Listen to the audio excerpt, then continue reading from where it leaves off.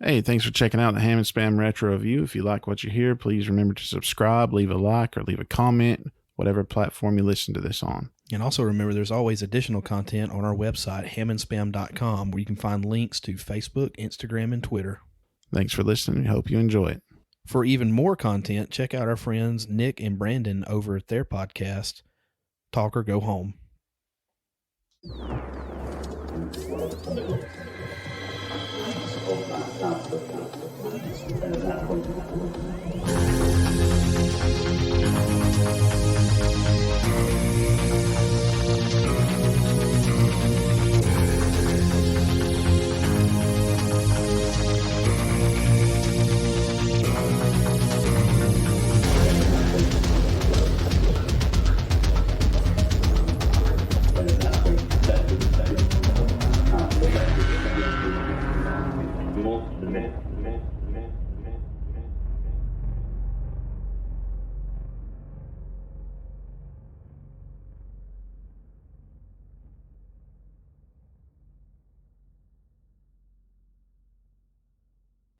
All right, we're recording. Are we really? Yeah. Where was the cue? Behind the P. Hey everybody, and welcome back to episode number. Well, we didn't come back to it.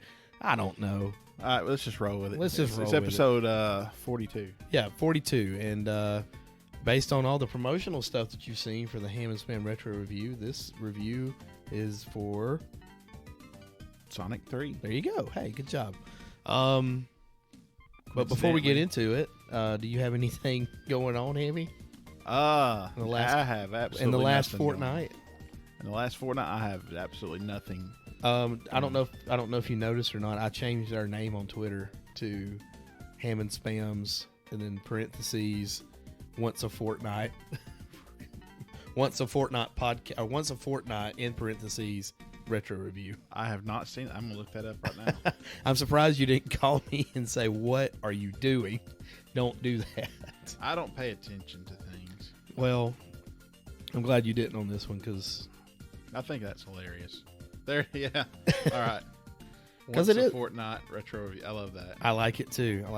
So, kind of enjoying the new format. It's giving us a lot of extra time to get some stuff done. Oh man, yeah. Hammy and I just watched through the YouTube video that's going to be associated with this playthrough. I had numerous seizures during said video. Yeah, we tried to speed it up, and speeding up kind of hurt a little bit. Well, but bonus levels, it did. Yeah, it did.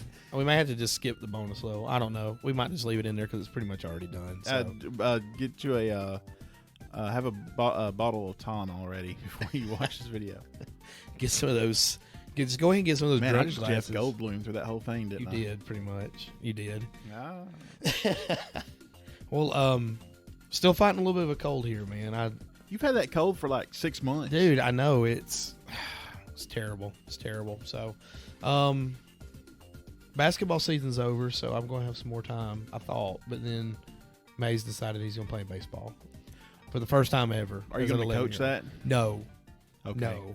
Well, that'll be a lot easier. It should be, but as long as I don't get hoodwinked into going out there and throwing, fly balls to kids or whatever, I'm really looking forward to it because he's never played baseball before.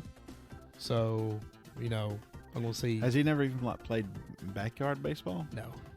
So he has no idea what he's getting into. He has no idea. Does he know what baseball is He besides does. from Base Wars? Have you explained to him that he will not be fighting robots? I have. I also told him this morning. So that would be a deal breaker for me. Well, see, our last basketball game was last night, and we come up a little short in the semifinals to make it to the championship. But so after I helped clean up the gym and everything, it was late when we were coming home, and so this morning I let May sleep in a little bit, and I took him to school. And on the way to school, I told him, I said, "There's one thing I'm going to tell you about baseball." I said, "Kids are pitching at you." I said, "A lot of these kids don't know what they're doing." I said, "You're going to get hit." I said, "If you get hit, do not cry." That's the only rule I have with you playing baseball. So going forward, we'll see how Mays does, and I'll keep you guys updated if you care. We need to go to some Barons games.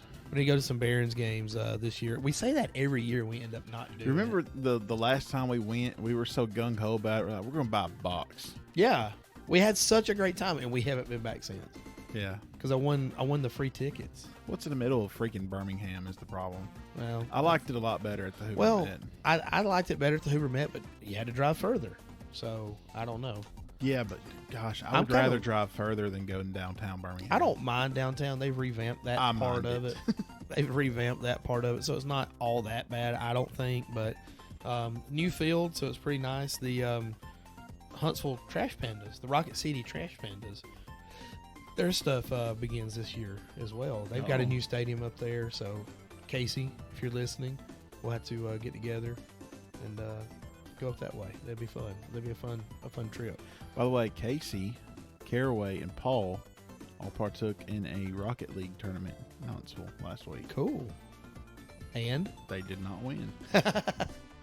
Rocket League's one of those things I've never gotten into. It looks super fun, and I think I would enjoy it, but I've just never gotten into it. I played it for a little bit because Casey wrote me into it. Yeah. I'm just not. I don't have the reflexes. Well, if I'm not mistaken, back in the bonus episode, Casey, we were talking about games that we've got the most time in, and that was Casey's. Yeah, he's got a So, lot. Yeah. Go back and check out that bonus episode. That's back in September, right before Castlevania Symphony of the Night was released. So. And he was talking about how he figured they'd be the oldest people there. Talking about we're too old to be gamers. I looked it up. Average age of a gamer 37. 35. 35. But I think a few years ago it was lower than that. It's steadily going up. Well, yeah, because this generation, Yeah. grew up with Nintendo's getting a little older. Exactly. Us. I mean, we're 90s kids. I mean, Yeah. we're in our mid 30s doing a retro game review. Yeah, a very successful retro game review. Internationally renowned. Hey, it is international. We do have some downloads internationally. It's pretty neat. Got some followers in Iran. Yeah, through SoundCloud, we Stay safe out there. we decided we would try to double dip a little bit. We put the podcast on SoundCloud to see how it's doing. So we had some international people follow us. And, The only time double dipping is acceptable. well, unless it's all yours. If it's yours, double dipping. Yeah, is but if it's shared, that's a no-no. yeah, that's a big no. What about if it's the opposite end? How about that? No. No. So if it's like a chicken finger, and you take it, you dip it, and you take a bite of it, then you take the other end of the chicken finger and dip it. It's not The acceptable. only way I think that would be acceptable is if you and the other party agreed upon it. Okay. But if it's a Or if you had your community own thing, condiment thing. yeah. Oh yeah. thing. Well, that's your own personal thing. That's Okay. why I like the Mexican restaurants that give you your own bowl. I like it. But if I'm at a party and there's a big thing of dip, I'm just going to get a plate and dip out dip. You want Spoon. to? If I'm at a party and there's dip, I want to be the first person to get the dip to make sure no one is double dipped before me. Yeah. Like that. It's a small little kind of pet peeve, but that's where I go with that. It's like if I'm not the first one in it, then You're never getting in Then it. I'm not gonna get in it. Exactly. I don't blame you because you never know. You never 'Cause know. Double dipping is like putting your whole face in the dip. Well, then you get people like my wife who will dip chips into the bowl, which I'm okay with. But Carrie really likes Doritos and French onion dip.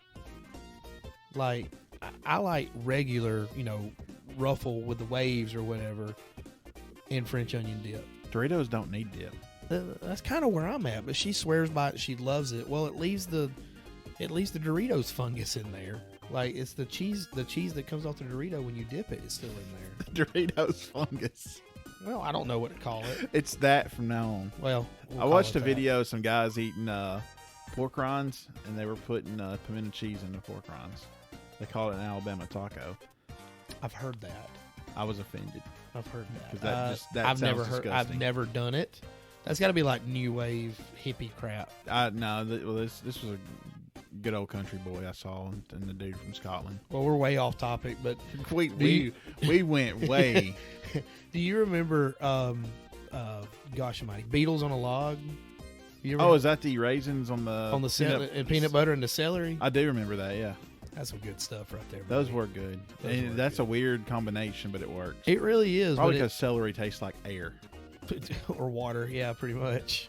So, all right, well, back on track. We're gonna go from Beetles on a Log, celery snack to Sonic Those 3. ants on a log. We always called it beetles. I don't know why, but ants, I guess, would make more sense. Those are some kind of big ants, though. Or Cow really ants. small beetles, so I don't know. Or cow killers. Well, Well, those those are technically wasps. Yeah. Hold on, you talking about the cow ant? Yeah, the big red one. Yeah. Yeah, cow killer. You ever stepped on one before? No. No. I'm not like talking about like barefoot. Have you ever like kind of pressed down on one, like mistakenly like step on one or like take a step and be still? I haven't, but I've heard that they like scream. Yeah, they scream. It's creepy, dude. It's super creepy. Like, you ever been bitten by one?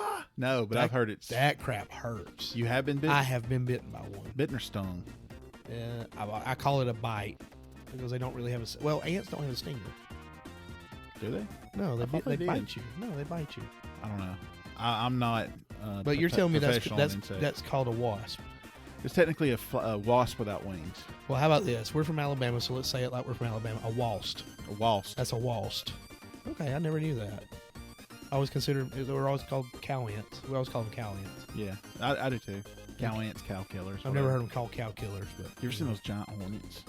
Yes. Those things kill horseflies. Those Japanese hornet things too. Those things are freaky. They sound like a daggum, I don't know, freaking helicopter coming Well, around. I'm telling. The first time I ever saw one, and this is a hornet the size of a hummingbird.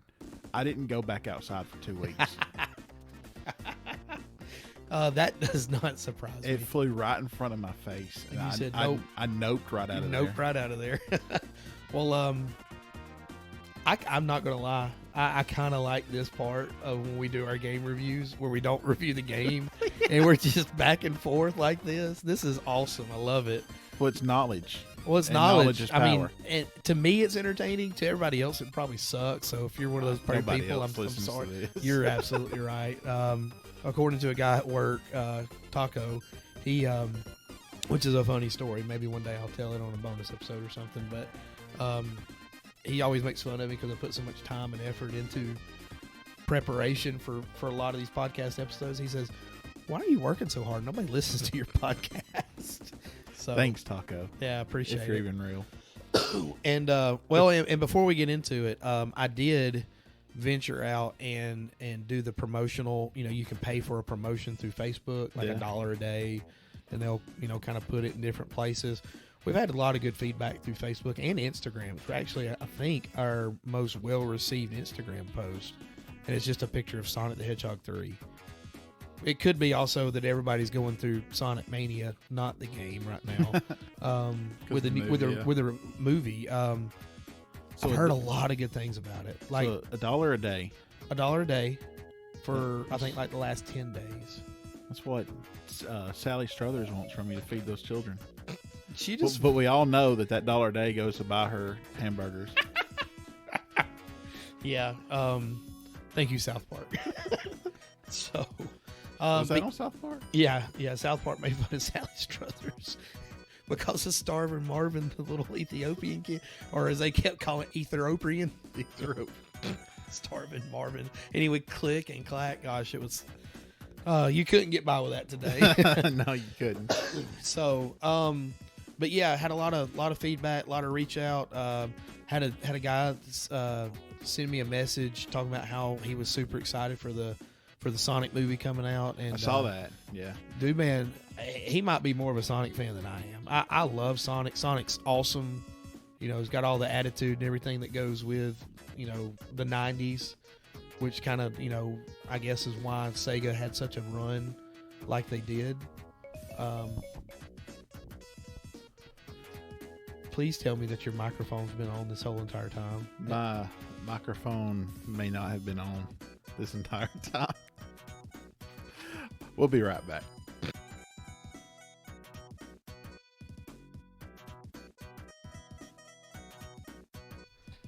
All right, so it was on. Oh, so you turned it back on? It was on the whole time. I'm talking about the recorder. We're Yeah, we're recording recording now, again? Okay, yeah. you just jumped into it. Okay, so we're recording the whole time, so everybody heard everything that was just said. That's great. Yeah, maybe. Maybe. I don't know if it's great. It's a relief off my back. That it, But no, I thought I since we're not using the headphones anymore, I can't hear myself. right. So I look at the recorder and I was looking for a little bar. I thought you were looking for a text message. No, I was looking for the the sound bar. Right. Right. And I was like, I don't know if I can see it because it's kind of darkened out right now. So I looked at my. It didn't look like it was on. It didn't. Yeah. Well, it clicked. It clicked like it was off. Ugh. Golly, I mean, we're such amateurs at this. Anyway, but yeah, going back to the Facebook stuff, we've had a lot of people reach out, a lot of likes, a lot of new Facebook followers. Thank you. So hopefully that will translate into a whole lot of new listeners too. So if you're a new listener, welcome. If you like this episode, God bless you. If you don't like this episode, go listen to Talk or Go Home. There you go. Or Turtles in Time. That's probably that's our best episode. Yeah, it was. That's our best episode. It was our pinnacle. Yeah. We peaked early. We peaked way early, and it's been downhill ever since. So Sonic 3 was developed in 1994. A lot of people may not know this. This was supposed to be this was one half of a game that was combined with Sonic and Knuckles, but it was supposed to be all one game at the start of things. So is that why Sonic and Knuckles was not called Sonic 4? Yes, because it was actually Sonic 3.5, basically, even though it was supposed to be Sonic 3. Yes. Knuckles was supposed to be a playable character. They just run out of a lot of time. Basically, they had a contract with McDonald's for the toy line and everything, and basically just ran out of time. Couldn't get it done, so they said, "Hey, let's just throw out half of the game." Well, that's like our podcast. You know? That's what happened with Halo 2. well, we're supposed to do Sonic and 3 and Sonic and Knuckles as one, but we ran out of time. So it's 2 episodes. That's how we're going to sell it anyway. How about that? This game was supposed to be a top-down game, kind of like Sonic 3D Blast, and I found that in my research, and I'm like, thank God it wasn't. Yeah, because that just didn't look fun at all.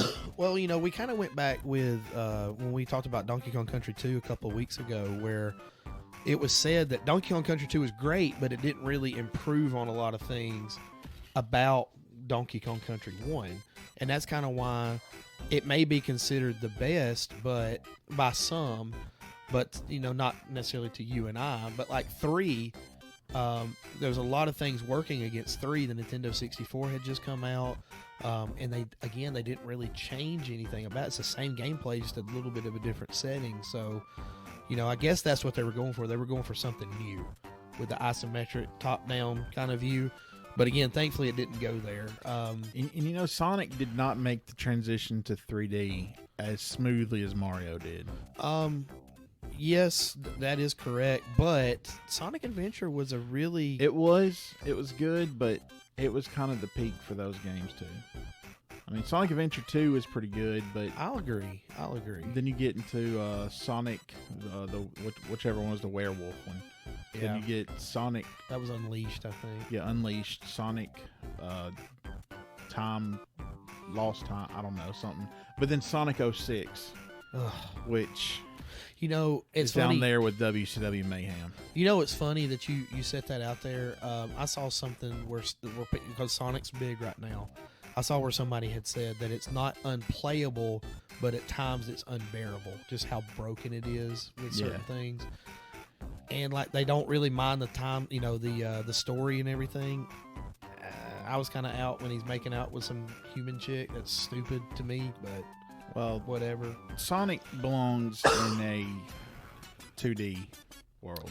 I believe so, and for everybody that says that, I give you Sonic the Hedgehog 4 because that didn't do very well. Sonic belongs in a 2D world developed by people who know how to develop Sonic in the 2D world. Sure. Well, I mean, you keep the 16-bit aspect, but you can put an HD cover on it, and that's basically what they did with Sonic Mania. Sonic Mania was, I think it was a good shot in the arm for Sonic in general. I think it was a good shot in the arm for Sega in general, and I think this movie is going to do really good things for Sega. And I'm not talking about to the point where, here comes Sega coming back with a new console kind of thing, but I think it's going to generate a lot of interest in the old school stuff even more. There is something about Sonic that has always bothered me. And, you and I were huge fans of the comics. Yes. Good old Archie comics. Yep. We were also fans of they don't make those anymore. They discontinue. Okay. You can buy the collections on Amazon. I've looked at some of those. I have too. That was going to be a birthday gift for you at some point. Well, thanks for ruining it. But anyway. And we're also fans of the Saturday morning cartoon. Yes. Why did they never integrate that world into the games? They kind of did to an extent with Sonic Spinball. Sonic Spinball was the only one that had the comic book / Saturday morning AM characters in it. And what it was is you had to make into a special bonus stage where, surprise, surprise, Sonic's in another pinball machine. And as you release your friends like Antoine and Sally and Boomer / Rotor, those of you that just got that, God bless you.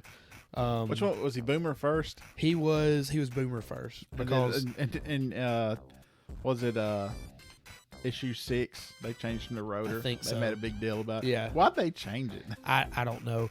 I remember because look at what they missed out on. Okay, Boomer. Yeah. 30 years later. Yeah. I remember Vacation Bible School. I had just gotten that comic book. And we were at Vacation Bible School, and I had this green shirt. And they were like, okay, y'all can make a shirt, whatever you want on it. Just make sure it has VBS and whatever the year was, 1994, whatever, 93. Yeah. So I'm making this VBS shirt, and I'm like, this is going to be awesome. And I got this, like, glitter glue paint stuff, and I'm putting all of their names on there. Well, one of them I put on there was Boomer.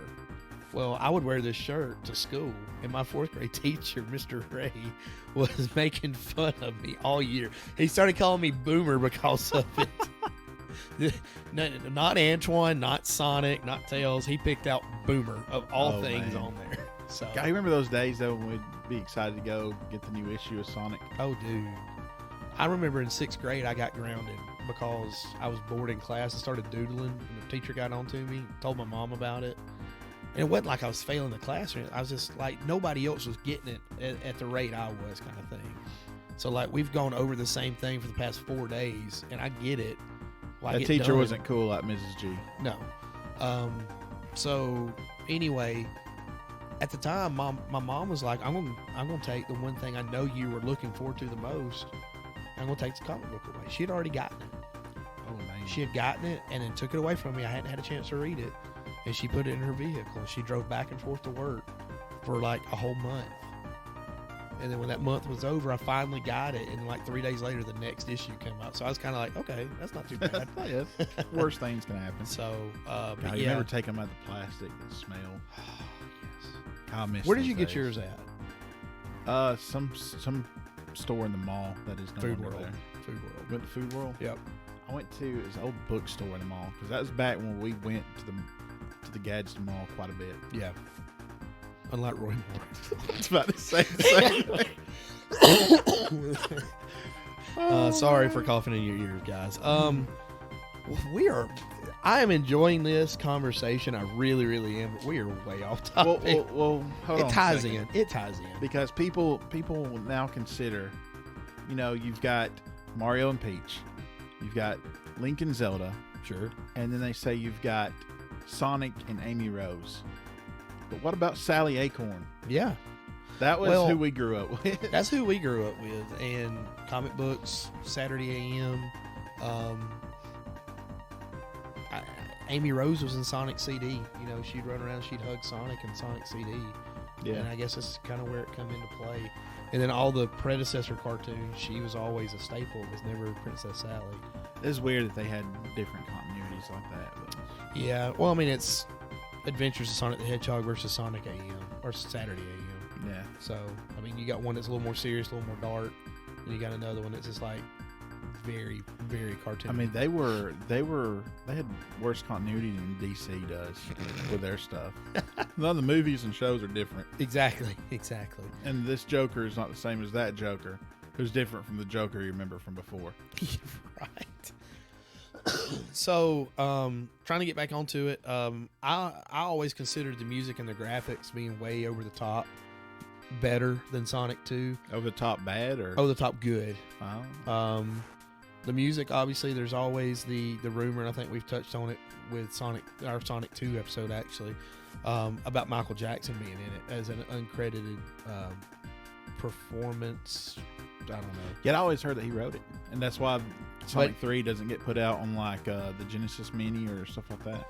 Well, I don't know, because they've done remakes of it. I've got a Sonic and Knuckles Mega Collection for PlayStation 2, and it's got it on it, and I've got a download from 360 that I've had that was just a reprise, the Christian Whitehead reprise of it. Well, then why don't they put it on the Genesis Mini or the I've got like the 40 Sega games on Switch, right? That collection, and Sonic 3 is not on there. That's crazy. And that's the first thing people pointed out when they revealed the games. Were Sonic 3 and Sonic and Knuckles. Yeah, I don't know if that's it. I don't know if it's. I don't know if it's a production issue. I don't know if it's, like you said, something to do with the whole Michael Jackson thing. They don't want the black eye because of Michael Jackson's issue or what. Or I always thought it was because they couldn't get rights to. I'm sure that's probably got something to do with it. Because if I'm not mistaken, doesn't he have rights to like the Beatles music, or his estate? Yes. Or had it? Yes. The Beatles song Revolution. Yeah. Come on, let's start a revolution. He bought that and he marketed it to Pepsi because of the whole, Generation Next program that Pepsi did. And like Paul McCartney got like really, really super mad at him about it because he said, that song meant this. It didn't mean to sell, flipping soft drinks kind of thing. Yeah. And like Paul McCartney, like basically, and Justin, if I'm wrong, if you happen to listen to this and I'm wrong, correct me some way or another. But basically, Paul McCartney spent every dime he had to get "Hey Jude" because that song meant that much to him. Yeah, to the Beatles. In fact, I think that's the only Beatles song that's credited as McCartney-Lennon instead of Lennon-McCartney. Right. Because that was like his baby. Right. That song. Right. And I said, I think he spent like basically every dime he had on that song to make sure he had the rights to it. And, I guess the rest now is history, but whatever. Stupid Michael Jackson. Kind of like the Donkey Kong Country. Thriller was awesome. Kind of like the Donkey Kong Country games, there was a lot of front depth and a lot of background depth. What do you call it? Parallax, that's it. Yeah, with backgrounds moving slower in the foreground to give the illusion of depth. Sure. Okay. Now, well, I guess we can talk about this now about the colors. Okay. If that's all right with you. Yeah. I noticed this very quickly that Sega has a much more limited color palette than Super Nintendo. They do. By a massive amount. They do. And I think that was really evident on this game because I've said several times that background's kind of my thing now. Sure. I like to see what they've done to make the game look more 3D than what it is. Right. And you just didn't see, like, when you're looking over the jungle, it's just kind of bland. It's like they didn't have enough greens, if that makes sense. Sure. To really make it pop. Right. And since then, and I know it's on my phone and text message I sent you, but when we found out how limited Sega's color palette was, and Super Nintendo just had so many different colors they could use, I really would like to see a remaster where they can do it justice. I think that there would be a great game. I think all these games would be great if they could just remaster them, and I kind of use air quotes there, remaster them, but to an HD style. A lot of people kind of crapped on Sonic 4, but I thought that it did, regardless of the momentum issues that it had with Sonic. You'd run around with a Sonic game, you'd jump, and you kept going forward because that's where your momentum was. Yeah. And the fact that they look forward, in the 89, 90 to 94 to do that, but they can't get it flipping right in 2015 or whenever Sonic 4 come out, that's crazy. It looked great. I thought it looked fantastic. It was HD, everything, from the playability standpoint of it, it was really fun. It was really fun, but just that momentum thing just killed a lot of people on it. It's odd because it's like it took them a while to get someone to really make a Sonic game that was that lived up to the reputation before Right. Sonic Mania. Right. But I mean, for what it's worth, I mean, I think it looked great on Sega Genesis Yeah. for what they could do. Sure. It would have I mean, looked they better on maxed Super. it out, It would have man. looked better on Super Nintendo. That's blasphemous, I know, for a lot of people. But Well, it, I will say this: 35-year-old Clint will agree with you. I think it would have looked better had it been on had the capabilities of what the Super Nintendo had. as far as that respect, I'm not sure about any of the other specs between Sega and Super, but Well, that's a big one though. I mean, because you start talking about different shades, shades of green, shades of gray, kind of thing. That makes a big difference in the way the appearance of things. So as far as the setting of Sonic 3, this game takes place right after Sonic 2. A lot of people speculate that it's like a couple of days after or whatever. My thing of why I've always believed it takes place right after Sonic 2 is Tails is flying the tornado. Look at that. there you go. He's not flying the tornado, and he's got the little rocket booster thing on the bottom of it, like he had in Sonic 2. So that's when he's trying to get Sonic up to the death, or on the rocket to get to the death egg in Sonic 2. Yeah. I'm saying things like I know you know it, but I'm sure you probably Well, does don't. 2 take place right after 1? 2, I don't know if they actually made that very clear or not. I mean, it's almost like you could take 1 through Knuckles and Mash them all up. make it just one big massive game. Well, and I'm going to get to that too. But like I said, this is always kind of taking place right after Sonic 2. Yeah. Now, makes sense. when you're flying in over water, and then all of a sudden you show up on this island. Well, what you don't know going forward, what I didn't know going forward, with this is called the floating island. Well, if it's floating, why the heck is it in water? So I got to look in, because 8-year-old Clint never looked at the instruction manual. 8-year-old Clint just picked up the game and took off with it. Got to look in the instruction manual. After Sonic 2, whenever the Death Egg fell, it fell on this island, and the weight of the Death Egg pushed it down into the sea. So that's why it's no longer floating. Well, he's basically convinced Knuckles, the Echidna, the guardian of the island, and of the Master Chaos Emerald, that, hey, here comes this blue hedgehog. He's here to get your Master Emerald. You need to go stop him. And while you're Knuckles out stopping was pretty him, gullible. yeah, pretty much. And while you're out stopping him, I'm going to go get the Master Emerald for myself anyway. It's basically, that dastardly Robotnik. Oh man, Not Eggman. I'm going to go ahead and get on that limb again. Tell you what, if he can make that sell, he could sell a ketchup popsicle to a woman in white gloves. I love you for that. So, one of the weird things that Hammy did say, and I do not have a explanation for it, is Sonic and Tails are flying in. Sonic jumps off the plane. He's got the Chaos Emeralds from Sonic 2 with him, and he takes off as Super Sonic, flies onto this island, and then what happens? Knuckles just knocks him right out of it. Knocks him out of it, and the Chaos Emeralds scatter, and then Knuckles picks up all the Chaos Emeralds. And the first thing you asked was, how did he do that? And I do not have an answer for that. I really do not. I don't know how he knocked him out like that. It's a plot hole. It could be. Unless it's explained later. It might be in the instruction manual. So, from the very get-go of the game, you've got this new red character that is kind of, teasing you and taunting you the entire time. He's stolen your Chaos Emeralds. Antagonistic. Very. But the first level, the Angel Island level, you're on, this lush jungle forest area, kind of like Donkey Kong Country. Yeah. Not really, but kind of. And I remember, going through the start of the level. Well, very, very quickly, you can find this big, gigantic ring that has been in, Sonic 1 when you jump into it and go to a special stage to get the Chaos Emeralds. So I remember one of the first times I ever jumped into it, I jumped into the ring and it says get blue spheres. Well, this is completely different. It's a brand new special stage than what it was in Sonic 2 or even Sonic 1. Sonic 1 had that rolling, thing full of jewels and stuff. I remember you had that, to get yeah. that. And then Sonic 2 was the half pipe. Well, this one right here, all of a sudden you're kind of in this 3D world where you can make the world kind of twist around Sonic.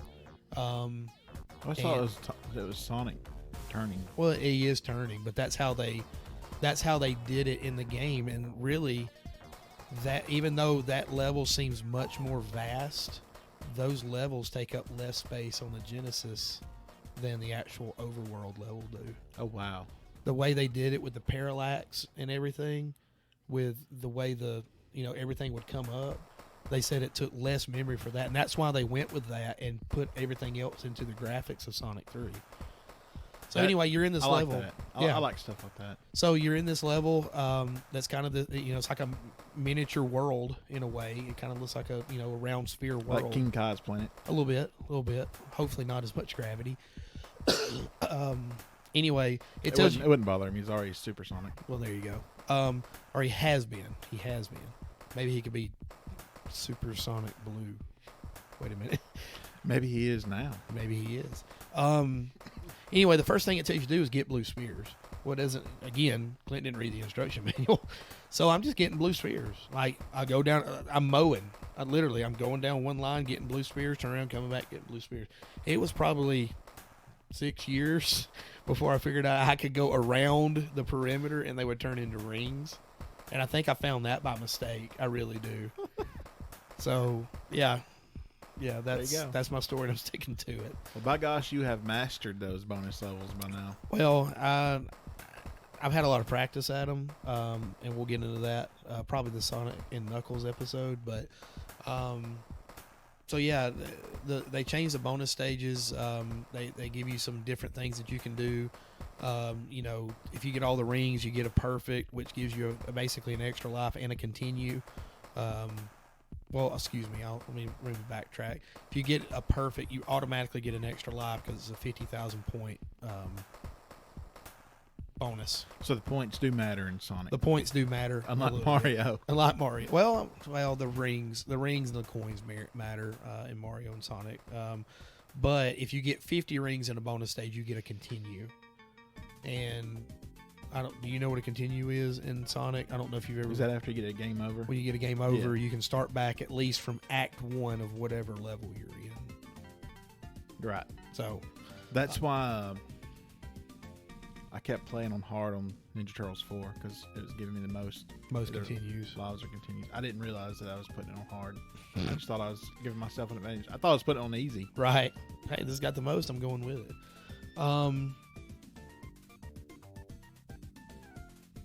It's after Angel Island. What is that word?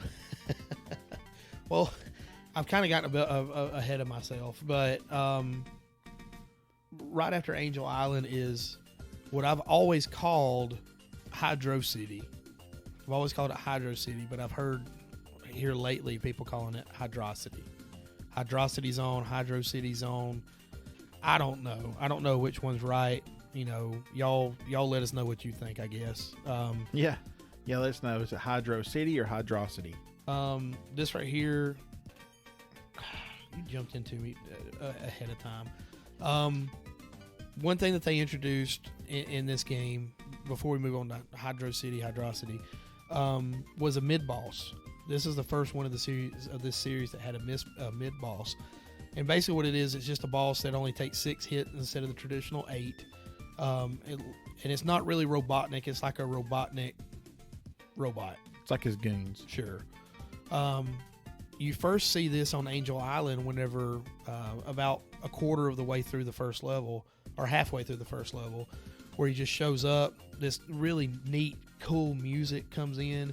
This guy comes down. You just start hitting him and hitting him and hitting him and hitting him, and you're like, whatever I do is not doing anything. What am I supposed to do? The next thing you know, they've set the screen on fire, and you're like, well, Sonic's dead. So they've taken this whole entire and after the fire burns up, you look and they basically burned this whole entire jungle, and it's like, holy crap. So I mean, you're really getting into this whole entire game, and from that point on, you really realize it's different than most of the Sonic games have been in the past. Yeah, I thought that was amazing. For the time. For the time, I thought it was too, but at the time when you first play that, if you don't know that's coming, if I take my nephew who's 4 and maybe he could get to that point and he sees that, he's going to be like, well, I'm dead. I mean, yeah. Can you just imagine the whole land's on fire. How does that happen? So, I mean, I always thought that there was a cool thing, but then obviously you end up later in the first act, you end up beating the mid-boss. and then you go to Act 2. Well, one of the things that I always thought was amazing and fantastic about Sonic 3 versus any other Sonic game was the difference in the music in Act 1 and Act 2. To my knowledge, they didn't do that in Sonic and Knuckles. It was the same music for Act 1 and Act 2. So yeah, they basically doubled the amount of tracks. Right. So you've got one, and you'll play through it, and you're kind of, okay, this is kind of a cool beat. And you get to Act 2, and it's the same beat, but yet it's different. Like, just, I don't know if it's not necessarily the timing, because it's very similar, but just different little things about it. And we kind of showed it I kind of showed you when we were watching the eventual YouTube. Yeah. And they changed the music after they set Fire to the Rain, didn't they? No, they didn't change that music until after. Oh. The music changed when the mid-boss come in. It kind of had that kind of funky, kind of rock kind of beat that come in with that's all the mid-boss music.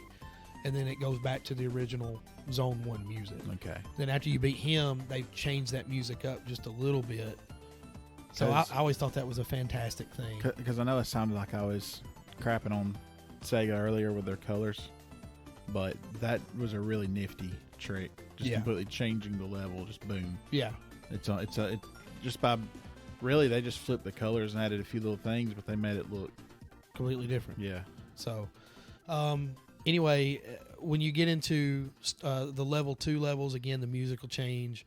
And then, at the end of at the end of Act 2, you always fight Robotnik. And Robotnik's got, the goofy little ships and little attachments and everything to try to stop Sonic. You beat Sonic. Well, at the end of almost every level, you see Knuckles again. And Knuckles is still, kind of being that jerk. There you go. I was going to say something different, but it's PG. So at the end of the first level, he's kind of got this switch, and you're standing on a bridge just kind of looking up at him, and he'll hit the switch, and the bridge will fall out from under you, and that's how you kind of transition to the second zone, which and you and I talked about this beforehand, how I thought it was kind of cool that there's a reason why you're at this zone. It's not just a change of scenery. Right. This is what happened. Like, Knuckles hit this switch, we went down here. It's not like a flash, you're in a new world. Sure. It's hey, here's why this happened. Right. Makes a very smooth transition. Right. And that's one of the things that they did very, very, very well in Sonic Mania. So if you guys haven't checked that one out, so I know it's a newer game, not a retro game, but it plays a lot like a retro game. It's worth a shot. So that leads us to Hydro City. This is a water level. I believe every Sonic game has had at least some sort of a water level. Sonic 2 really didn't have one. It had a little bit of one in the chemical plant. Like, there was a little water area there. And then there's a little bit of a water area in Aquatic Ruin. They just want their water level so they can have that little music. Dun, dun, dun, dun. Yeah. When Sonic's drowning. 20 seconds. 20 seconds is the number. Nintendo characters could apparently breathe underwater. All day, every day, buddy. Yep. They have gills. So, again, Hydro City is one of the water level. It's kind of a aquatic ruin. Well, not an aquatic ruin. That's Sonic 2, but like an Atlantis. Like an Atlantis. That's a very good. So, is it in the ocean that the floating island fell into, or is it in a ginormous lake in the floating island? It's Lake Erie. There you go. I've always assumed it's the ocean, but Hydro City was on the island already. It's like think of it as like a lake already on the island. Yeah. Kind of thing. So that's my basic. I mean, a lot of this doesn't make sense. Like, later there's a freaking carnival zone. Like, why is there a carnival zone? And who builds ruins underwater? Yeah. So let's build an underwater city. Sure. But we can't breathe. Well, let's just build the city and flood it. How about that? We're not on Nintendo. Maybe they built a dam somewhere. And the beavers got it. That they took the beavers out. What's that land? That dam close to us? Neely Henry. You know that there was like not a full-fledged town, but a pretty significant community that's now underwater. Yeah, that's now underwater, and there was a fort. There's a fort over there from back in the day. It's got a landmark and everything over there. Maze did a project on it for 4th grade on it. So it's underwater. Parts of it is, yeah. So it's Hydro City. It's Hydro City. So we need to go over there and. There's not enough bubbles in that water to keep us alive. Currently giant catfish. But anyway, yes, let's keep going. We're on topic. Yeah. The one thing that I did note about this particular level was in Act 2, when you first start out, there's a moving wall. That wall gave you fits. That wall gave me 7 lives worth of fits because you would get to a point where you would get in front of the wall, but you'd hit a spring, and the spring would make you go back toward the wall. Very devilishly placed spring. Well, you know, in some of the remakes, it wasn't there. And I think if you lock Sonic and Knuckles on, it's not in there. Because they realize, we're terrible people for putting that spring there. Because apparently you get stuck to that wall. You get stuck to it. Yeah, and the only way to get out of it is spin dash. Well, what happens when you spin dash away? You hit the spring. You hit the spring and go right back. So it took me a minute. I remember that level giving me fits when I was young, too. That part of that level giving me fits when I was young, too. But, you know, we finally got around it. But there's a couple of rings in there to get the Chaos Emeralds. And you eventually make your way to Robotnik. Robotnik's got a neat little. I always thought it was neat. Where he's got this ship that's got a propeller on the bottom, but he's kind of spitting out these like water grenade looking things. Well, he'll turn the propeller on, and if you touch it, you'll die, or you'll get hit. But if you time it just right when he puts the grenades in the water, you can jump with the grenades and it'll launch you up. He's just high enough you can't jump and hit him. But if you hit the grenades at the right time, you can kind of jump up and hit him that way. So they introduced grenade jumps before Halo. A little bit. But there was a little bit of a, and we haven't really touched on the shields, but you can get a bubble shield, which allows you to, I said bubble shield. There you go. Hey, Halo. Stop stealing stuff from Sonic. Yeah. Get your own ideas. The bubble shield would allow you to breathe underwater, would repel a couple of like energy ball attack kind of things. But you could also bounce with it. So it would give you just enough bounce to get Robotnik. So if you made a point to have a bubble shield when you got in there, that part was really easy. It really was. So, you know, and that's just from years of playing it. If you guys go and watch the YouTube video, you see that I make pretty short work of Robotnik because of the bubble shield. If I had to do it the other way, it'd probably take me a minute because he only does 3 or 4 of those grenades, those water grenade things, and then he'll come down with his propeller and pull the water up, and then the water pulls you into it, and you can actually go up and die if you don't have any rings. So it's neat. It's just a neat concept. It's not just, hey, let's just hit him, you know, like the first level kind of was. For some reason, I'm really wanting to play Halo 3 right now. Well, maybe one day we can get into that. So that there leads you, after you defeat Robotnik and you free all the little animal things. And you weren't fond of Marble Gardens, were you? I was not fond of Marble Gardens. Once you get there, there is an eruption from underneath, like a geyser, that takes you off screen. And then the next thing you see is Sonic falling into Marble Garden Zone. So there's your kind of transition again. Yeah. Where how you get to the next level. Well, Marble Gardens is I don't even know how to describe it. It's very hilly, very mountainous in a way. It's got a lot of steep inclines and declines. Very vertical. It is very vertical, but it's not all vertical. Not my favorite. It's got a couple of neat little things. There's a little top thing that you have to run on. It can help you like kind of float around. Yeah, it made me think of those balloons in the lava world of DKC2. Yeah. But then if you ever stop running and the top fell on the ground, it would just take off on you. So that was kind of a weird new concept. It had these little yo-yo things where you would grab a hold of it. It's like a ring, and you would grab a hold of the ring, and it would pull you up. So it's like a reverse yo-yo, I guess. So it had a couple of neat little concepts. A lot of spikes. A lot of hidden enemies. There were like these little hidden grasshopper things. And then that one kind of spider thing that was underneath the springs a lot of times. Yeah. So, I mean, it's not my favorite zone, but I guess it's different. The music is kind of okay. Not my favorite. I could kind of do without this zone altogether. But one neat thing is in the second act is Robotnik will come by. You kind of get in this blank screen. You think it's going to be the boss battle, but it's not. Robotnik will drill upwards, and the level kind of starts falling a little bit. Well, when you finally get to Robotnik, he just shows up with this drill, this big, huge drill, and drills into the bottom and then goes upwards, and the whole screen falls out from under you. And all you see is the background. It's like a very mountainous background. Well, then, you're sitting there thinking, well, how the heck am I supposed to beat Robotnik this go around? Because I'm not even on the ground. Well, one of the things that they introduced in Sonic 3 was if you had the second player, Tails could temporarily fly and carry Sonic to some new heights. If it was within maybe, 6-7 seconds of flying. Well, in this level, when the level falls out from underneath you, Tails is flying and carrying Sonic.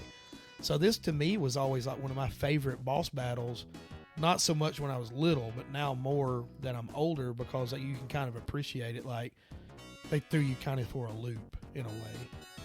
So standard kind of thing. You kind of figure out the tendencies and what little things Robotnik's doing. Like when he'll come onto the screen to say he's coming from top to bottom, you can hit him, and then Sonic will fall off screen. Tails will go pick him up. Well, you kind of see in the background where Robotnik's going. So when he is going from top to bottom and he goes down around, you kind of see he'll kind of loop behind you, and then maybe he'll come from the left side of the screen to the right side of the screen. Or if he loops, downward in the background, that means he's coming from the bottom side coming up. So, and every which way he turns that drill a different way to where he can hit you. So, it's pretty easy to get hit, lose your rings. If you happen to have Supersonic by this time, it helps just because you're invincible from the fact that that drill won't hurt you, but Tails still has to carry you. I thought Supersonic could fly. Supersonic kind of glides. Yeah, I don't know if I call it glides. Well, let me ask you this. He doesn't really touch the ground, but he's above the ground. Hover, maybe? How does Tails work? I don't know. I've been sitting here this entire time, been talking, and I don't know how he can turn his tails, because eventually it'll just tie up. Because I watched the mid-credit scene from the Sonic movie. Yeah, I just spoiled some stuff. Yeah, you did. Good job. Well, you know what? That's on you. It's only been a week. So anyway, and I remember thinking then, it's like, I wonder how his tails work. I've always wondered that. Wrapped up with each other. Some of the people believe that like he'll twist his tails one way, and then it goes back the other way. Goes back the other way. I'll accept that. Okay, but when you watch it, I mean, it looks like he's just literally turning his tails like a helicopter. So I don't know. Well, maybe Sonic, his feet move so fast, it was like he's on a wheel. Or figure eight. Yeah, figure eight. So, quick sip of water so that way I'm not coughing in you guys' ears. So once you beat Marble Garden, gosh almighty. Yeah, Marble Gardens. Is it Marble Garden? Yeah. I'm thinking Marble Hill then. That's Marble Gardens. Okay, Marble Garden. I'm thinking of Marble Hill. Marble Hill is in Sonic 1. So, Tails, once you defeat Robotnik, Tails has you. He's hovering, and he's taking you to the nearest land, I guess, which is Carnival Night Zone. So this is the one we talked about earlier. It's very bright. It's very colorful. It's a very fun level. A lot of things going on. This is where I finally got the 7th Chaos Emerald in my playthrough, and that actually was a bad thing because I think I died more as Supersonic in Carnival Night than I did anywhere else. But they got these little things, these little weird cylinder things that kind of bounce, and it took me forever to learn what I had to do there. And what you have to do is you have to push up and down on the cylinder as it's kind of sitting there, and that makes it go up and down. But forever I used to think it used to be like a spring, like you had to kind of jump on it, and as you got higher you would push it down more. and you like kind of timed it, like you jump at the top, and as it was going down, you'd hit it going down, and it would go back down. Was this something that was probably in the instruction manual? Probably. I'll say this about Carnival Night. I really love the music in it. The music I thought was the second best music of the game. I thought, with the first being a little later in the game. And I like this level pretty good. I remember thinking, I hope it's not like that casino level. Which one was that? 2? Casino Night. Yeah, that was in 2. I that sound of Sonic bouncing off those things will haunt my nightmares. Well, there's a I know what you're talking about because there's a lot of that in this too. Ding, ding, Yep. ding, ding, ding. Yeah, there's a lot of that. Again, this is where I got supersonic. So in my playthrough, when you get to the final boss, to the mid boss, it's this weird ship robot thing that's got this spinning top that's got spikes on it will come off, and it kind of looks like what was that game? Was it Crossfire that had those? Crossfire. I've got that, by the way. Do you? Holy crap! Have I not mentioned that? No. Did you Oh buy my it gosh! new? All right, we're going to take a little sidebar here. Okay. I bought it, brand new, recently. still sealed, Recently. right before I got laid off. It was my last purchase. It's as money an well employee. spent. It's only like $35. So Crossfire, if I'm not mistaken, Crossfire is the one where you put that little top thing out there. I have and no it's idea how the spinning. game works. I just remember the commercial. Crossfire. That's all I needed. Crossfire. Okay, well there you go. If I'm not mistaken, Crossfire is the one. It's got these little metal. Yeah, the little tops. fidget spinners. Yeah. And you shoot marbles. It's a And you terrible idea for a game because you know you're going to lose every one of those metal marbles. Well, you'll lose all the metal marbles. I've been or meaning an to eye. bring it over so we could review it. You know, that would be a fun review. That would be a fun. That'd But be a fun like. we're going to YouTube put down review. like a blanket so we don't lose everything. yeah, because there's like I think like 50 or 100 of those metal marbles. I wouldn't doubt that a bit. But yeah, you kind of throw that little top out there, and you got these marbles. You're trying to basically kill each other's spinning top before it stops spinning. I think you're also trying to make it shoot into a goal or something. I don't know. Okay, maybe I'm thinking something different. I just know that one kid on commercial one, the other was like banished. He went flying off into the night. It was like a weird version of Thunder, or an awesome version of Thunderdome. Excuse me again, a more awesome version of Thunderdome. There you go. Well, so anyway, this thing's got this Sometime in the future. really has this metal top thing that spins. Well, you have to hit the top of the robot for this, I don't know, thing to come down, and then the top has to hit it. And it took me forever to learn that one too. Probably not in the instruction booklet, so don't ask. But the thing that was kind of weird whenever I would play it was if the top hit the base, the bottom, it would knock a section out, kind of like the final boss in Super Mario Brothers 3. I don't know if you Bowser? No, not the boss. I'm talking about the bottom. Like it had these little blocks that like would dissipate. Oh yeah. It's kind of the same thing. As that top would come down, it would hit it and it would go away. And because you're just going down this basic. So could you make him like knock out all the blocks and fall? You could, yeah. Oh, that's cool. No, it's terrible. You'd fall to your death Oh. because you're going down this shaft. It's like an elevator shaft, which apparently if you make the top spin for 10 minutes, it just falls for 10 minutes. But after you beat him, you fall pretty much immediately to the bottom, which is weird. So it's like an infinite shaft until you beat the boss, which is weird, but Convenient. very. Anyway, in the when you finally beat that boss, in the second level you go through and they change the music up just a little bit again, and it's really cool. We didn't really get deep into that music because we were trying to get ready to go ahead and record, but we didn't get real deep into that music. But that music to me was probably the better of the two zones for the music. And I know how well you liked the first one too. Yeah. So about halfway through this level, though, Knuckles will come up, and like I said earlier, this is a very bright level kind of taking place at night, obviously carnival night. Yeah, lit up because of carnival lights. So Knuckles will come up and he'll hit a switch and he'll turn all the lights out. So the whole level goes dim. So you're like trying to run around in this dim level that goes a little bit underwater, now that I think about it. And you have to find the switch, turn the lights back on. Is Knuckles the only person on the island? Yeah, pretty much. So he has a whole carnival for himself. Pretty much.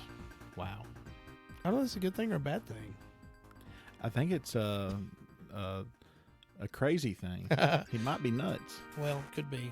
I know, like in the comics, you know, because obviously the comics were very popular at a time where there were some, you know, there was a past echidna species on the island. So they give this whole backstory, and he finds this this ant that was basically like the precursor to the or his tribe was a precursor to the echidnas. So they kind of protected the island before the echidnas were a thing, I guess. But his name was Archimedes. So it went to a crazy deep story. And he's talking about how long he had been on the island and talking about how he knew Knuckles' dad and everything else. So, I mean, a lot of stuff there. A lot of stuff. But yeah, I guess for the games, he is the only one on the island. Because it's like, if there are other people at the carnival, like kids and stuff, and all of a sudden the lights go out, it's like, really? Knuckles? Come on, Knuckles. Turn the lights back on. Stop being a jerk. You fungus.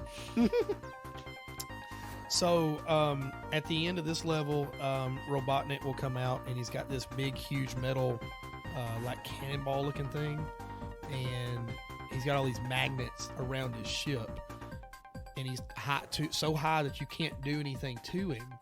But whenever he makes the magnet go, these little go around the ball, he makes all this electricity come out. Well, when he realizes he can't get you, he will drop down to pick the ball back up, and that's when you hit him, and he'll try to drop the ball on you again. And you can actually, you know, he can maybe drop the ball not all the way to the left of the screen, but just almost. If you get caught in that little small area, that's kind of how he gets you. So it's not a super hard boss, but you can get trapped if you're not careful. So after that level, though, again, here's the where they do the transition to the next scene. You jump into this little what'd you call it? It's a cannon. Yeah, cannon. And the cannon will kind of teeter back and forth and shoot you out to the upper right of the screen. And then all of a sudden, you jump on this door or something. I don't know what it is, but you're skiing. You're in a snow level. And to me, this was the best music. Oh, you're snowboarding. Yeah, you're snowboarding. What did I say? Skiing. I said skiing. You're snowboarding. So I don't know exactly what he jumped onto. There's some more backstory that maybe we can get to. Maybe it might be more of the Sonic and Knuckles part of it. But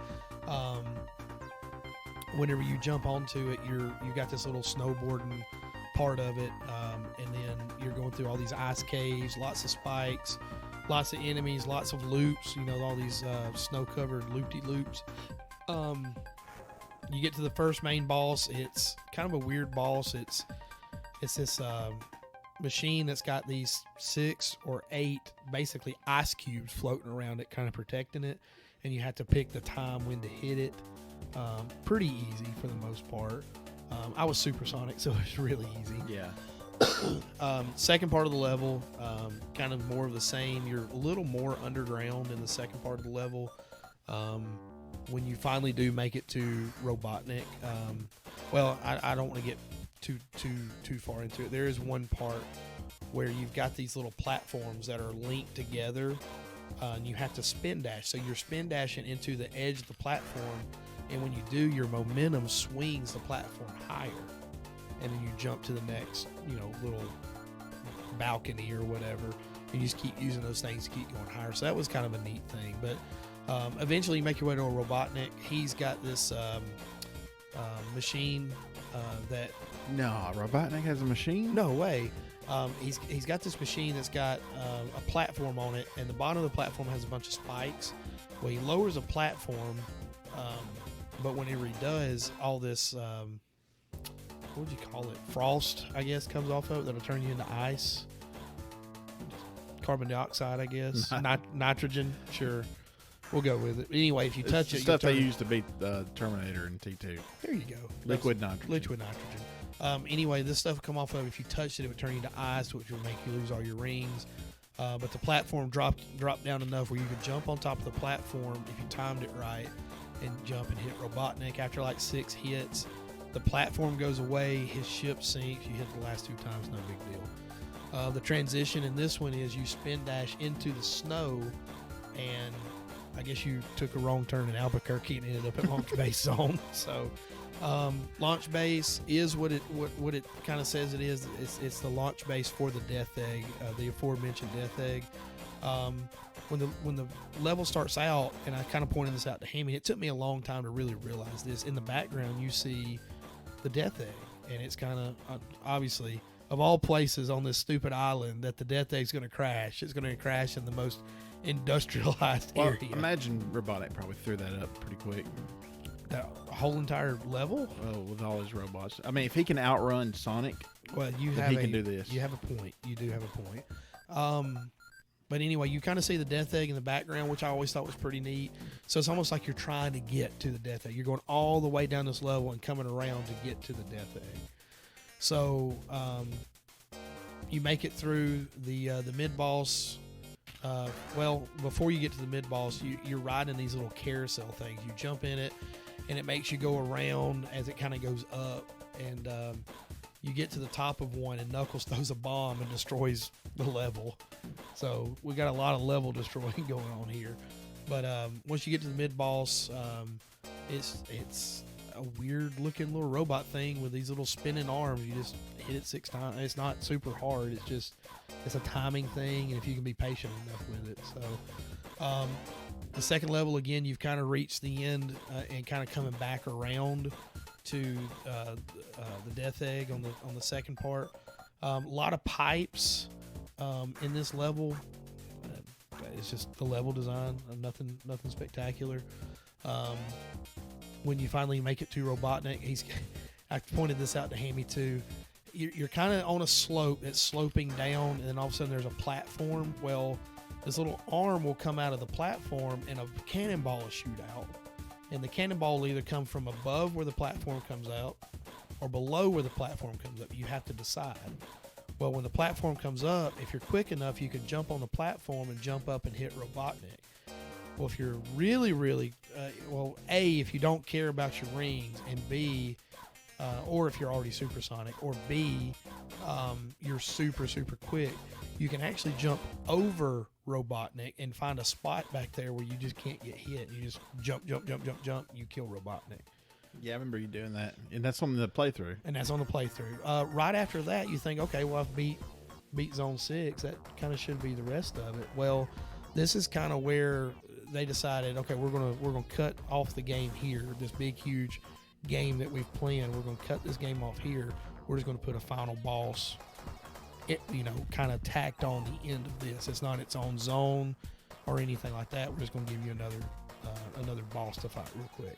So if you haven't saved any rings, you're about to go into a 16-hit boss battle with no rings. So you got to be super, super good. I've done that before, and it's not easy. It really is. A lot of timing, a lot of patience, a lot of, holy crap, what'd I just do? What have I got myself into? So anyway, you jump into this, I guess, spare Robotnik ship and kind of start flying. Well, all of a sudden, you see Knuckles, and he's kind of standing on this metal beam kind of thing. Well, the ship goes up to it, and he kind of punches the ship, and he kind of chuckles or whatever. Then all of a sudden, the whole screen starts shaking, and it's the Death Egg firing, and it's starting to lift up. Well, Knuckles falls into the water, and your ship keeps going, and as you see it, you kind of see the thrusters and the boosters and everything lifting the ship up. Well, there's a little platform at the bottom of the Death Egg. You jump on the platform, and this is where your final battle for Sonic 3 is going to take place. Robotnik will come down in another ship. How about that, Hammy? Another ship that's got these endless supply, like these little laser beams that come out, and then it's got this little spike thing that will go over the top and kind of try to protect you from hitting it. So it's again, another timing thing. But once you get, I want to say 3 hits in on it, the first set of lasers will go away. Once you get another 3 hits on it, the second set of lasers will go away, and you got 2 more hits on the actual ship itself. And the ship will explode. Well, Robotnik's ship will go off screen on one side and come back up the other side. And then, yet again, he's got another ship. Well, this one's got spikes on the top, so you can't hit it on the top, and it's got 2 gigantic arms on it. Well, if the arms grab you, it will take you off screen and come down and slam you on the platform, and that's how you would lose your rings in that part of it. If you don't have any rings, obviously it would kill you. So at this point in the playthrough, I think I had 1 ring? Yeah, I had 1 ring during this part of it. So what he'll do is he'll kind of fly back and forth across the screen. You have to kind of time. You got to hit over the arms, but underneath the spikes. There's a sweet area there. You're going to get 2 hits on him, and then he's going to fall down. He's going to come down on the bottom of the platform and kind of go back and forth on the platform. So you have to time jumping over him, but he'll only do it so many times. So you kind of have to know the pattern. Then he'll come back off the screen and then repeat. 8 hits, he's done. The platform starts exploding. It falls off. Then the death egg starts exploding, and then Sonic turns around and looks in the background, and you see this very like ashy death egg falling with cigar ashes. It looks like cigar ashes. That's what I told him. It always reminded me of, like, you know, if you smoke a cigar and you've got this really long ash that hasn't fell off yet. That's what it looks like to me. But that's the end of the game. That's it right there. Sonic and Knuckles will pick up exactly right there. The title screen of Sonic and Knuckles is Sonic is falling, or you see the death egg falling, and then Sonic kind of falls down in the foreground, and he lands right beside Knuckles. And the death egg falls into a volcano. So that's where Sonic and Knuckles picks up. So that was what they were wanting to do, was that be the midpoint of the game, and they jump right into the next act. So much so that if you are quick enough with the button pressing, and you get to the stage select menu, the Mushroom Hill Zone, which is the first zone of Sonic and Knuckles, the coding of it is still in Sonic 3. Wow. So, and I might be wrong, I want to say the Flying Battery Zone, which is Zone 2 in Sonic and Knuckles, is in there too. So, you know, they had every intent, they just run out of time. They said, okay, we're going to cut it off here, we're going to patch it up, send it out. How long was the time period between Sonic 3 and Sonic and Knuckles? 6 months. They just needed 6 months. They just needed 6 more months. But McDonald's is like, nope, we want to do it. So, dang it, Ronald. Did you? I know you weren't necessarily a big Sonic or Sega kid back at that time, but did you ever have any of the toys? Yeah. Oh yeah. I had the Tails. I had the Tails, and I used it. It was like this little pull cord thing that had this plastic. It's like a helicopter, basically. You pull it, and Tails would go launching up. I pulled it, you know, and was played with it so much until it just finally stripped out, and I had to get rid of it. I had a ton of Sonic stuff, even though I didn't have a Genesis or the games. I mean, I love the cartoons. Yeah. I still love the comics. When I come over to your house, I'd play it. Yeah. I had one Sonic came with like a bunch of little candies in his stomach. That. You could open his stomach up and eat them. Yep. I remember Cookie Crisp. Oh gosh, back in the day when it was the criminal and his little dog. Mm-hmm. They had Sonic toys. It's like Sonic on like a skateboard. You could get a golden one. Well, this one had it was a Dr. Robotnik figure that you would wind up, and you could put it like on this table here, and if it got to the edge of the table, it would somehow or another sense that and turn around. It would never fall off. Magic. And then I think Sonic was a pullback toy, and then Knuckles I think was just a rolling toy. Like he was on a cloud or something. It was weird. I've seen the Knuckles toy. I had a couple of Robotnik toys. I remember going to McDonald's and telling my dad, it's like, Dad, I want a Happy Meal, but please tell him I don't want to eat Dr. Robotnik. And my dad had no idea what I was talking about. So he would order, he says, yeah, I need a Happy Meal, no Botnik. So, but yeah, somehow or another, I got the Tails once, and it got several of the Dr. Robotniks. I've seen a Knuckles. I thought one of my cousins had it, but I never had one, and I've never seen the Sonic one. Yeah, I never realized that they decided what toy to give you. I thought it was random every time. It is random, but here's my understanding of it. Like when they did the Beanie Babies, they would send them in like per week. Like, here, this is the one you do this week. Here's the one you do this next week. So, like, if you got it late enough in the promotion, you could probably pick and choose a little more. But I didn't know. I just told him, I don't want a Dr. Robotnik. I've got 3 of those stupid things at home.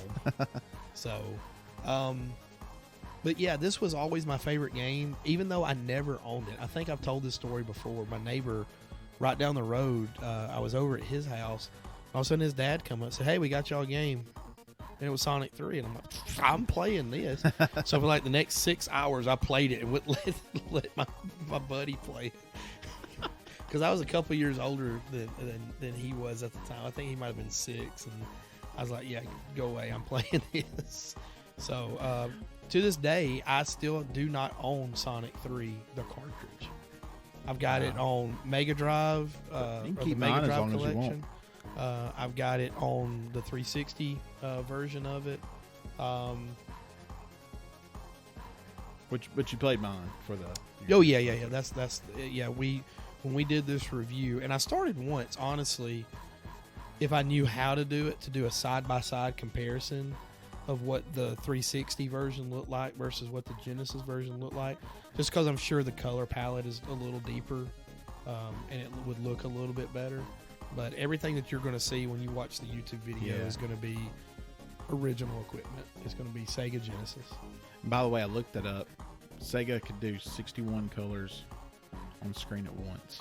Mm-hmm. And Super could do 256. I was gonna say, I think it's 256.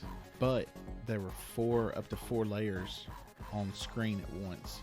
And they could all have different colors. So you could have... Whatever 256 times 4 was. Well, that's over 1,000. Yeah. On screen at once. That's crazy. And ultimately, that's what won them the console war. If you think about it, because that's what they incorporated. Donkey Kong Country took full advantage. Exactly. So, where they were maxing out the system with Sonic 3, with Donkey Kong Country, they're like, let's just go a little faster. Yeah. That was it. But see, everybody points to soundtrack and speed with Genesis. That's the 2 things that they always try to hang their hat on. Yeah. But if it looks like garbage, then, Well, I mean, it didn't look, it looked good. It just didn't look as good. As it could under different hardware. Right. And I get that. So we kind of skipped it a little earlier. I do want to backtrack on it real quick. Some new things that they introduced in this game. Sonic had this weird kind of like flash shield thing, like where if you tried to do a double jump, he had this little flash. I don't know what exactly to call it, but like if you got to an enemy that maybe had a spike on it or something, that maybe you weren't going to hit it the right way, you could do the flash and it would hit it and count it as a hit point and kill it. So that was neat. This is the first game where Tails could fly. Previously, he would fly on and off screen, but he wouldn't actually fly. You couldn't like play him to fly. Later, when he's introduced, Sonic Knuckles could kind of glide and climb, and that's why you see some areas that you can kind of, hey, I can get to this area, I just can't get to him with Sonic. Well, when the game was produced, it was developed as Knuckles to be a playable character, and since they split the game, they just left that part of the game in, the alternate route in, and where they put Sonic and Knuckles together with Sonic 3 and you could play as Knuckles, you could finally unlock those routes. So again, they kind of built it with the future in mind, which was kind of neat. It's almost like DLC in a way. So because of McDonald's, they didn't get to release the full game they wanted to. Right. And you had to buy 2 games to get the one game. Yes. You had to pay full price for Sonic 3. So think about that next time you're eating a Whopper. A Big Mac. Yeah, you had to pay the full $50, Sorry, $60 bucks. $50, $60 for Sonic 3. They were more back then, weren't they? They were like 60, every bit of it. You had to pay $60 for Sonic 3. You had to pay 60. It might have actually been a little bit more for Sonic and Knuckles. Wow. Because of the lock-on stuff. So, yeah.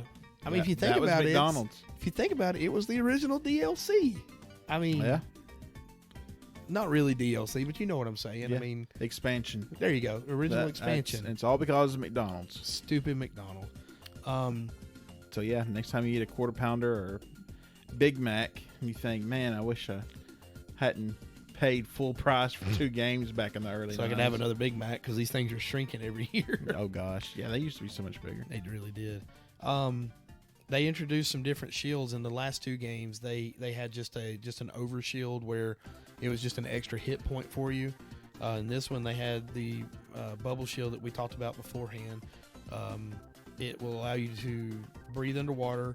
You can bounce a little bit higher and it will repel, energy type attacks. You had a fire shield, which was obviously fire resistant, but it also kind of did this flash boost thing if you did a double jump. So you double jump and all of a sudden you had this like Human Torch flame on kind of thing where you kind of took off for a brief little second or so. And then you had the electric shield, which was kind of magnetic for the rings. So if you got anywhere near the rings would just come to you. And it kind of gave you a boosted jump, like a true double jump. So that was pretty neat. This is the first Sonic game to have a save feature. So note that, because it kind of slipped my mind, but I remember looking at the first of that video and you had save files. I had save files. I didn't register. It's like, Yep. oh wow, yeah, Yep. that's got saved. The crazy thing about it is when they developed Sonic and Knuckles, they were like, well, people's already going to have Sonic 3. So we're not going to put a save file in Sonic and Knuckles. So if you play Sonic and Knuckles completely by itself, it's like Sonic 1 and Sonic 2. You've got to play from start to finish. There's no And you save paid file. more for it than Sonic 3. Yep. But when you combine them, And people wonder why Sega lost the console war. but when you combine them, the save feature from Sonic 3 somehow is utilized. So then you do have a save feature. So that's really the only way to play it. that's the only way to play it. Yes, absolutely. Well, 100%. I'd seen you play Sonic Right. 3. I don't remember if I may have played it in my younger days. Sure. Over at a neighbor's house, but I don't really remember it because I just remember Sonic 2, Right. and they kind of ran together to me. But Sonic and Knuckles, I honestly don't think I have even seen played. Really. Mm-hmm. Well, that'll change with when we do a part 2 of this. Yeah. So, we talked about it earlier. This is the first one with the mid bosses. We didn't talk about the bonus stage. We talked about the special stage with the blue spear stage to get the Chaos Emeralds, but we didn't talk about the bonus stage. So in Sonic 2, when you had 50 rings and you go past a lamppost, like if you died, that's where you would come back at. These little sparkles would come up above it. Well, in this game, in Sonic 3, you would jump up into the sparkles, and it's a gumball mini game is what it is. So you're on this kind of shaft that's got these little bumpers on each side with this gumball machine at the top. So when you fall into the stage, you immediately go left or right, and you just bounce back and forth over the little spinny thing. And as you hit the spinny thing, the prize would come out, and it would be rings, extra lives. It'll be it looks like a clear bubble shield, just means that there's nothing in it. It'd be a black one that would kind of be just a zoink almost. You remember the oh gosh, what is that game show that comes on after Price is Right? Let's Make a Deal with Wayne Brady. Yeah. It's like if you pick the wrong door, you get a zoink prize. It's like 5,000 pounds of bananas or something, which I don't think you really get 5,000 pounds of bananas, but it's like either you can get a new car. Donkey Kong's ears just perked up. I don't know why I said bananas. But anyway, you kind of go back and forth and get whatever you want. So you can get shields, you can get rings, you can get extra lives, or you can get a couple of zoink kind of items. And then, like I said earlier, the alternate routes for Knuckles, I thought that was kind of neat once I kind of figured out what that was. There are actually 2 endings where you get the good ending where you've gotten all the emeralds. Supersonic flashes over the screen, it goes through all the credits, and then the Sonic the Hedgehog 3 logo falls. Sonic and Tails are on each side of it. If you get the bad ending where you're missing any of the emeralds, you go through that whole entire thing, and at the very end, Knuckles has the remaining emeralds, and he's kind of tossing them up and catching them. And it says "Try again?" ? And it's kind of a throwback to Sonic 1, where if you didn't get all 6 Chaos Emeralds in Sonic 1, Robotnik would throw them from hand to hand over his head and say "Try again." So, kind of a throwback. I did mention the level select cheat, and like I told you, and I know I've talked about this before on the podcast, but this was the hardest cheat to ever put in. Do you remember the code? Do you remember me telling you the code? No. I love you. Got all the way up to the mic, looked at me very seriously, and just went, "No." The code is up, up, down, down, up, up, up, up. 2 ups, 2 downs, 4 ups. That's it. But it's like you have to put it in within a second and a half. Wow. Yeah. I'm sitting here. My left thumb's just going myself. Yeah, it's like a second and a half fingers. to 2 seconds. Maybe. But it's like you have to do it at a certain time. You'll get a little ring chime like you have in the previous games. Then you go to the level select. Inside the level select is a sound test. And inside the sound test, you can do... you play the certain songs in certain order, and you get the instant supersonic. So, kind of again, that's kind of what Sonic 2 did as well. Except to get to the level select, you had to go to the sound test, play the sounds, and then inside the sound test within the level select, you got supersonic. So, just like Sonic 2, this did have a competition part where you could kind of 2-player at the same time, split screen.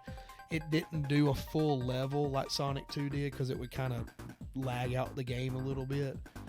It was just kind of miniaturized versions. You had to do 5 laps. Kind of reminds me of NASCAR. That right there was the only way you could play as Knuckles in Sonic 3 because he was a playable character. You could do Sonic, Tails, or Knuckles. So that's the only way you could do it. The one critique that I do have on this game, it was kind of slow in a bit, and it kind of made Sonic, which is supposed to be the fast-paced, action game in a way, it kind of turned it into more of an adventure game if you think about it. Because if you take the 6 levels from one game and the 6 levels from the other, you got 12 freaking levels you're going through. Divide those up by X. What? Divide those up. Oh yeah, and every one except I think 1, maybe 2 have axe in them. You said axe, and I'm thinking like chopping wood axe. That would be a hatchet. Well, could be. But again, it's still my favorite game because it's huge, and I just always liked it. Especially combined, I always liked it. Supersonic, you can be supersonic by stage 2. You can literally find 7 gold rings to go through by stage 2.